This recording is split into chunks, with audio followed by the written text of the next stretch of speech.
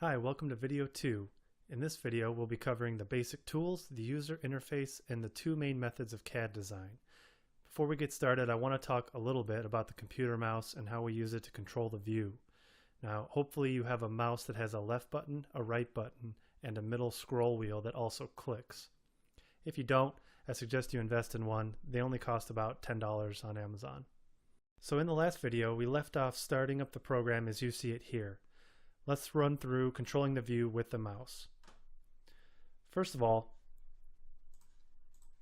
if you roll the wheel up and down, it will zoom in and out based on where you have the mouse located. If you click the scroll wheel down and hold it, it will orbit around the center of the screen.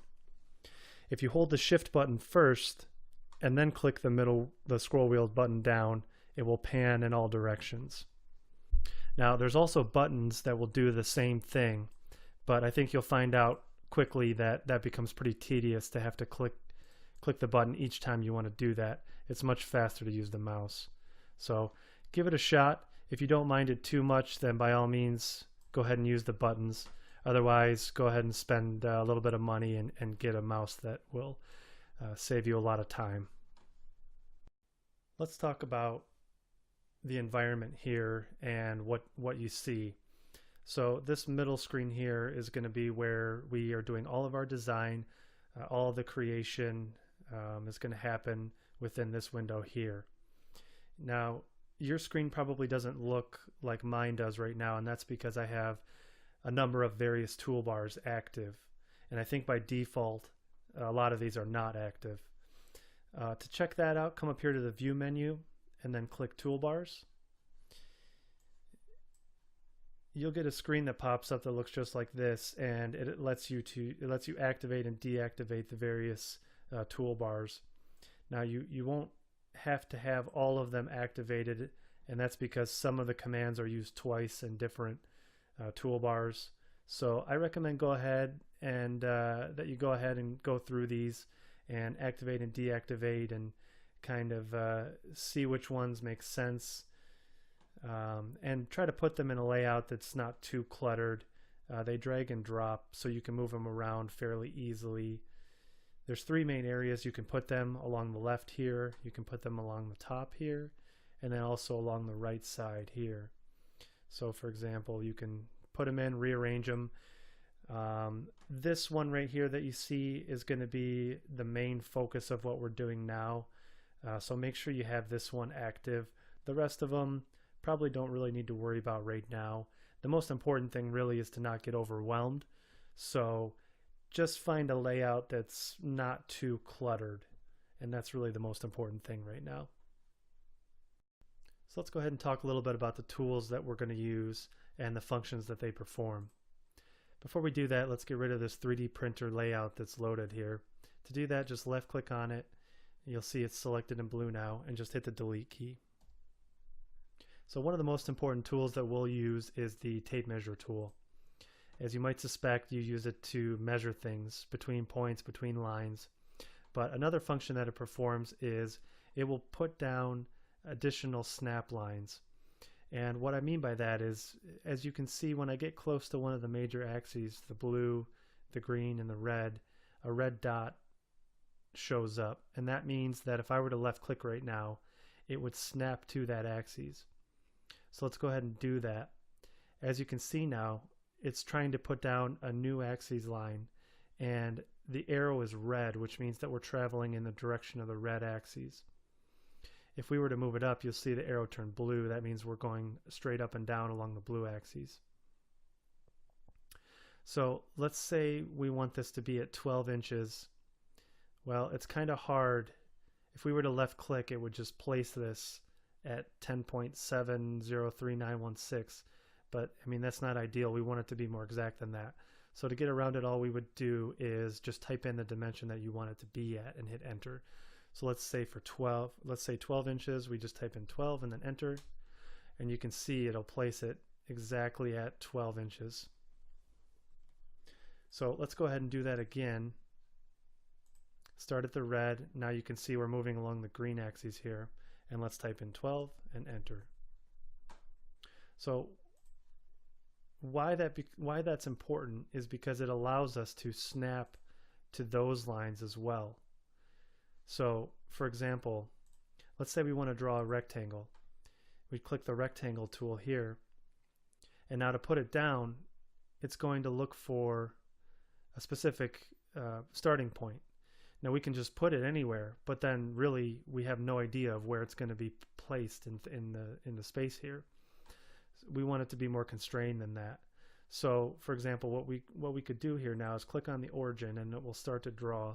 And again, we could put it anywhere, but since we put these snap lines down, you'll notice that it does the same thing. It allows you to automatically snap once you get close. So just go here to the intersection and left click again, and now we know that we have a square that's exactly 12 inches by 12 inches. So one more thing I want to mention before we move on. If you were to draw a line here, you'll see again we're really heading in any space, and we don't really know exactly where it is. But the program will allow you to snap to an axis, and you'll see when it's heading in the blue direction, you'll see it turn blue again. But what you can do now is if you hold the shift key, you'll see it turn bold. And now no matter where you move your mouse, you're always going to be traveling along that axis. And let's say if we wanted to go in the red direction, same thing. Start it that way and then hold the shift key, and now you know that you're going exactly in the red direction. So that just makes it really useful to know exactly where you're designing things, and it really helps eliminate the errors of drawing a line and then finding out later that it was put randomly in space, not even close to where you wanted it. For example, you rotate your view around and now it's over here. And so it avoids running into those problems. Okay, so let's continue to go through the tools and take a look at their functions. The next one up is the eraser tool. And what that does is allow you to erase things. And there's a couple of different ways that you can do it. You can hover over an individual thing and left click to erase. Or if you click and hold the left mouse button down and drag the mouse around, it will select various elements. So you can see these three lines are in blue. Now if I were to let go, you can see that it's erased everything associated with those. There's also another way to erase that's a little bit more faster. If you take the select tool here and left click and drag a box and then let go, you can see it's selected everything in blue, and then you can just hit the delete key. So depending on what you're trying to do, if you're trying to be more accurate, it may make more sense to use the eraser. If you're trying to do bigger things, then just do the box method there. Okay, so these tools are pretty self-explanatory. You've got a line, which we've seen, which just asks you to place one point and then place the second point. The rectangle tool here, same idea, place one corner and then place the other corner. Freehand tool here just simply allows you to draw, and it will fill in faces and surfaces as it can, as lines form a enclosed shape. Let's go ahead and delete these. A couple of these other ones we don't use too much. The circle is another one that we will use. It will ask you to place the center and then define the radius, which is what you see by the black line there.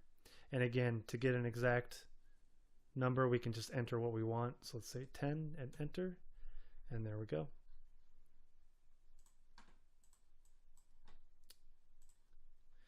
These tools just allow us to create arcs, and what you see here is a protractor.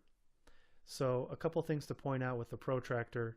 Notice right now that it's blue, and that means that it's exactly perpendicular to the blue axis here.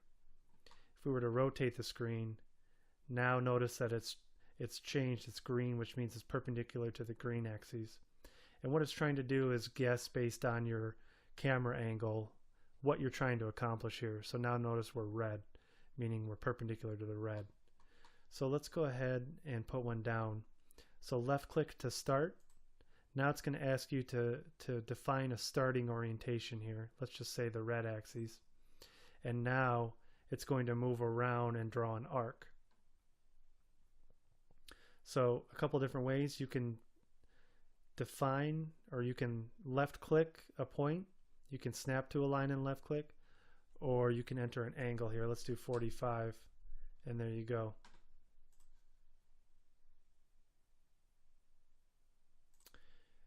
These ones, this is just a different way to draw the arc. Again, this is kind of more of an advanced feature, really. I don't use that one too often. You can go ahead and experiment with some of these, and they're all pretty self-explanatory, really. Okay, so let's get into these ones here, which is how we're going to create 3D objects. Let's say we have our rectangle here. Now this is the most important one here. This is the push and pull tool.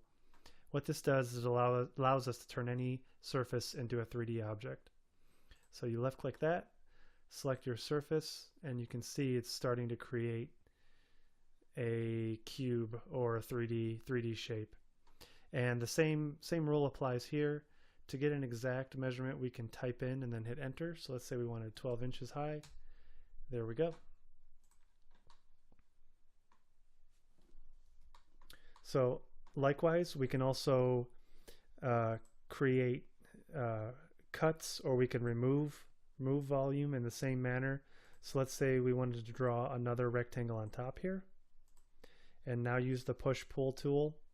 So now if we were to move it up, it extends, but now if we move down, it starts to cut out that shape.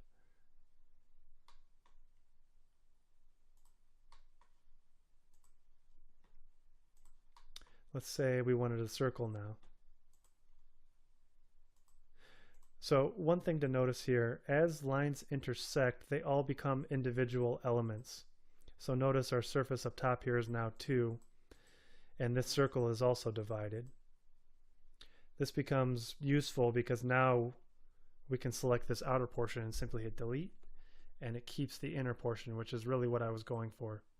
So again, use the push-pull tool, and you can create advanced shapes by using that tool. Okay, so a couple of these other tools here, move. This will allow us to move the surfaces and shapes after they've been defined. Now it gets a little bit tricky here. As you can see, it's doing some crazy things. What I find helps is to use the locking or the snapping feature. So notice here, when I get it just about parallel to the red axis, it tells me on red axis it turns red. Okay, so now if I were to hold the shift key, you notice that it turns bold, and now no matter where I move my mouse, it's moving along that red axis, which comes in handy. So that's just a good way to make sure that you're heading in the right direction. Likewise, the move also works for points, but again, this can get dangerous because it really starts to skew with your geometry. So I try to avoid using that too much. Now, one useful way, or one way it's really useful, is if you were to select the entire thing here, you can actually move the entire thing as well. So now I'm going to snap to any point, and you can see it's going to let me move. But again, I recommend that you snap to an axis to make sure you're heading in a direction that you actually are sure that it's where you want it to go. Okay, let's talk about the rotate tool here. So let's return to selecting the entire object here, and now let's turn to the rotate tool. So let's say we wanted to rotate this. How we would do that is to get it in the orientation that we want. In this case, we know we want it in blue. And another trick here, if you hold the shift key once you have it in an orientation, so for now you can see it's blue. If I wanted to hold it perpendicular to the blue, if I just hold the shift key, now no matter what I do, it's going to be perpendicular to the blue. Whereas if I don't, you can see it's trying to snap to the different surfaces. So let's do that, and let's come to this point here. Let's left click to start. Now it's going to ask us for a reference angle, and let's just say the red axis here, left click. And now it's going to start moving around that point, and you can move it to whatever you want. The hash marks there are 15 degrees, I believe, 15, 30, 40, 60, 30, 15, 30, 45, 60, 75, 90. Yeah, I believe they're 15 degree increments there. So you can either snap to one of those, or you can just type in the angle as well and hit enter. So that's a really useful feature for rotating objects. And then likewise, if we wanted to move along the green axis here, we can do that. I'm going to go ahead and undo that by just hitting the Control Z. If you're on a Mac, make sure you've got the buttons right. I think it's Option Z to undo, but and also likewise Control C and Control V will also work to copy and paste an object. There's other ways to do that that are easier. We'll get into that a little bit later though. Okay, so let's see here. A couple of the other ones that are really useful. Scale. So again, let's select the entire thing. Scale. Okay, so this lets us grow the object depending on which point you click here. And with this you can, I believe, yeah, you can actually type in the scale that you want after you've started. Notice in the box here it's telling us what scale. You can just type in, for example, 2, enter, and now it's twice the size. You have to be careful about which point you pick, because you can see it can it changes how it's trying to scale things. Another tip here, if you hold the shift key down while you're doing this, it will keep the same shape and just change the scale for the entire object. So let's cancel out of that.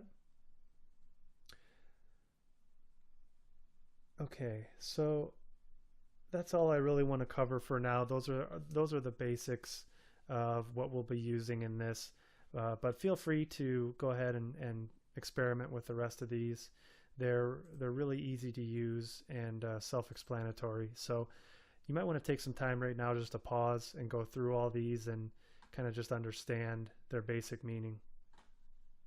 Okay, so now let's take some time and talk about the two different ways that we go about designing things. I've called it method 1 and method 2. One is a bottom-down approach, one is a top-down approach. Let's go through a quick example of that can illustrate exactly what I mean by that. So let's delete everything there. Now let's say that we are getting started building our coffee table. Let's start with the bottom-down, or the bottom-up approach first. So in this approach, we're going to look at designing each individual piece first and then assembling it into a different file, an assembly file. So if we were going to go ahead and start designing one piece of it, let's say one of the table legs, here's how I'd go about doing it. And if I'm going too fast for you in this part, don't worry, we're going to go through this again. This is just an example of the two methods. So if you get lost, just kind of stick with me for now, and we'll go through this again when we get into the actual design of the table. So first I'm going to put some guidelines. I'm going to do them at 4 inches and 4 inches. Now I'm going to create a rectangle. And now I'm going to turn it into a post here, and let's just say 12 inches high. Okay, let's say this is one of my table legs. I'm going to erase my guidelines there, my snap lines. Now, what I would do at this point is I'd save it, and I'm just going to call it table leg 1. Okay, so now that I have that individual part saved, what I would do is I'd start a new project here, delete that, and now what I'm going to do Now what I'm going to do is I'm going to go to File, Import, and it's going to ask me to find that file. So wherever it is that you saved that, just bear with me here. So just navigate to wherever it is that you save that and open it. And now you see it's going to allow you to place it. And it comes in handy here to have these snap lines in place, because you see I could just put it anywhere, but again it would kind of get lost. So for now I'm just going to put it at the origin here, and escape. In the same manner, I could do that again. Let's say we had a different part, I could do that, but for now I'm just going to do another table leg here, and let's just place it for now. And let's go ahead and move that. So I'm going to left click here. You know what? I'm just going to put it on the origin. Left click along the red axis here, a certain distance. So now you can see I've created each individual file and I'm loading them into the assembly file here. Now, one way to do this is to go back into the individual files. So open up the table leg file,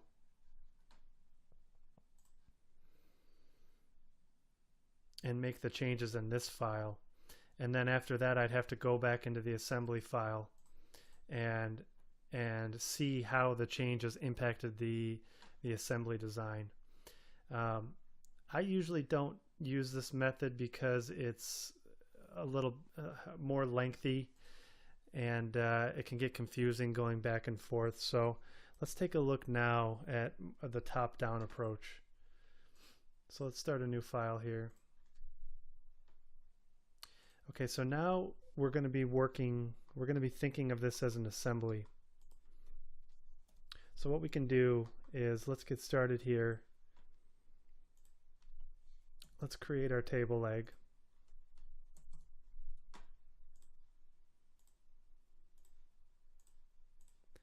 And let's say 12 inches. Okay.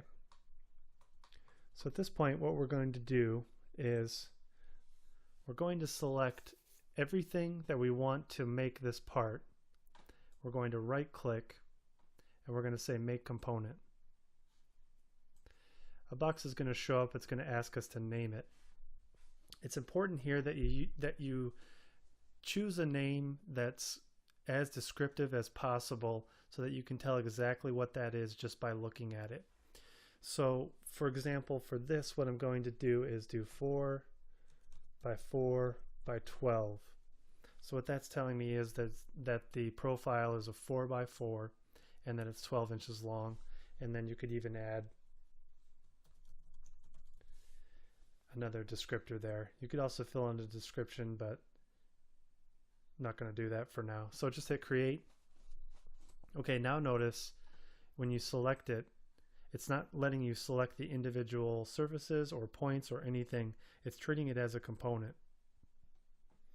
If you wanted to edit it in this mode, all you have to do is double click it.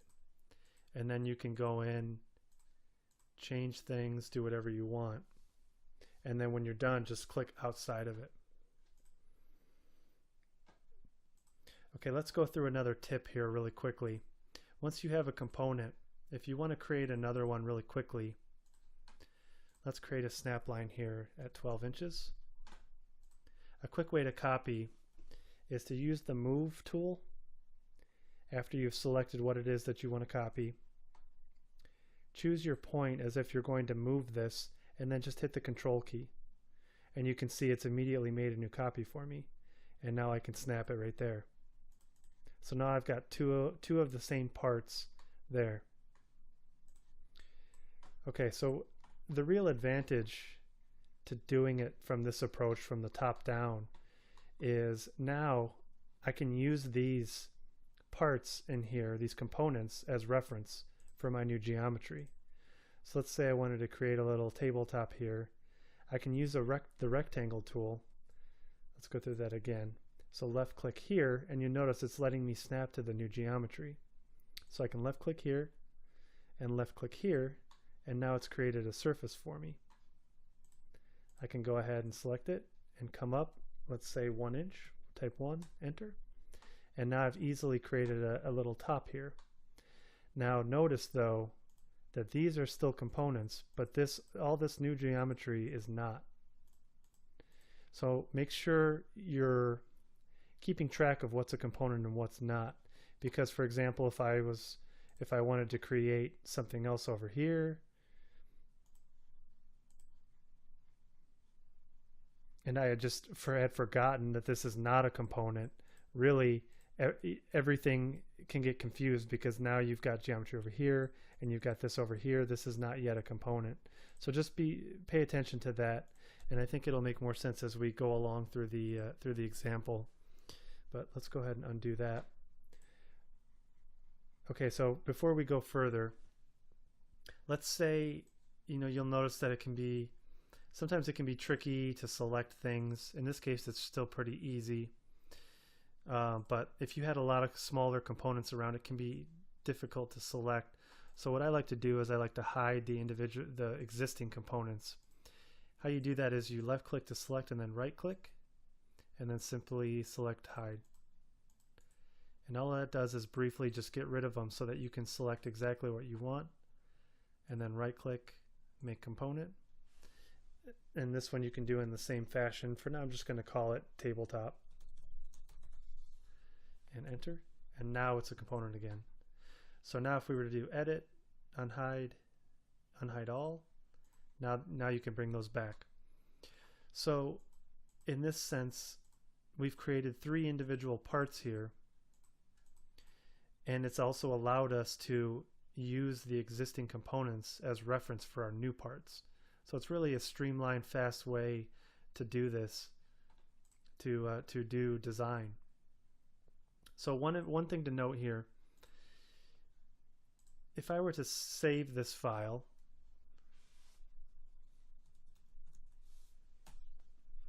it doesn't create individual part files for these files at this point. They're just considered as part of this assembly. If I wanted to do that, I can right click and I can do save as, and then that's going to allow me to specify an individual name for that part. So really what I recommend that you do is create and design in the assembly here, and create components as you go, and then save them as individual part files, so that way you can reuse them if you find that you need to. If you don't, then by all means just save the assembly and be done with it. But for example, if you're designing a very generic part, like a table leg, or even if you were to do like a bolt or a nut or something where you're going to use that in different designs, then you'd want to go ahead and save as, and make sure it's an individual file that you can import into other designs, so that you don't have to keep recreating the same parts as you go. And that allows you to build up your library so that eventually you can just kind of pick and choose, and it'll save you a lot of time. So those are the 2 methods, and really, as I said, I usually just use the assembly method. The bottom-up approach, you might be wondering why even bother with that. Well, I think it's important just to mention it, because you may see different programs where it's harder to work in this assembly mode. SketchUp does a really good job of making it easy to keep track and quickly create new components and reference things, and it's really clean. But if you ever decide, I want to try out a different program, well, you may not be able to do this as easily, and you may have to go into you may have to think of it differently. You may have to design at the individual part level and then go back to your assembly and reference that. So that's why I wanted to bring that up. Although I think you can see here that when using SketchUp, it's really the way to go is just to design as an assembly and create components as you go. So that's all I really want to cover in this video, and in the next video we'll go ahead and get started with the actual design of the coffee table.